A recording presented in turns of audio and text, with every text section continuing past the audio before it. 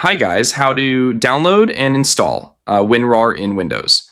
Now open your web browser like Chrome, Edge, or Firefox and type WinRAR into the search bar.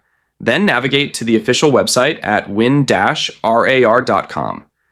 Click on the blue Download WinRAR button, then scroll down and click the second Download WinRAR button. If your browser blocks it, click the download icon in the top right to allow and verify the file download.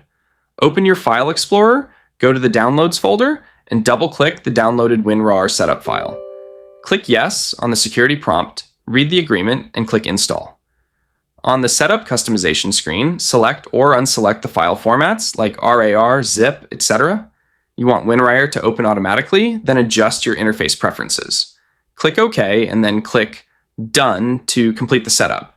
You can now right-click any file, select Show More Options, and look for the WinRAR options to compress or extract your files.